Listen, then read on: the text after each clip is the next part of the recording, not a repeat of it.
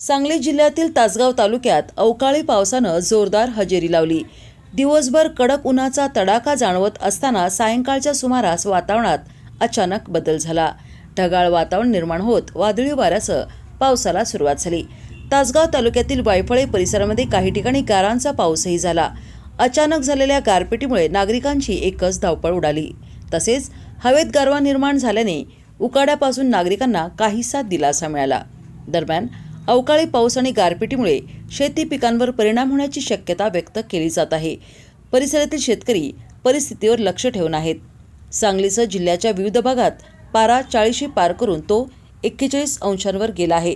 कमाल आणि किमान तापमानात वाढ झाली असून उन्हाच्या तडाख्याने नागरिक हैराण झाले आहेत।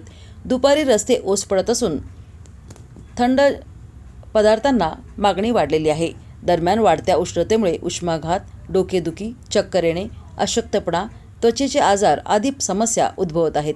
अशा परिस्थितीत आरोग्याची योग्य काळजी घ्यावी असे आवाहन आरोग्य विभागानं केले आहे। दरम्यान तापमानात वाढ झाल्याने पिकांना पाण्याची मागणी वाढलेली आहे। त्यामुळे तलाव, विहिरी आणि जमिनीतील पाणी पातळी चांगलीच खालावत आहे। धरणातील पाणीसाठाही झपाट्यानं कमी होत आहे।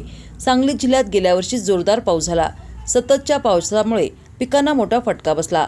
यंदा उन्हाळा ही फेब्रुवारी महिन्यापासून जाणवत आहे।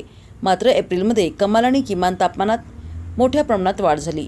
गेल्या वर्षी चांगला पाऊस झाल्याने पाण्याची टंचाई भासणार नाही असा अंदाज वर्तवण्यात येत होता। मात्र यंदा उन्हाचा तडाखा जोरदार असल्याने पिकांना पाण्याची मागणी वाढलेली आहे।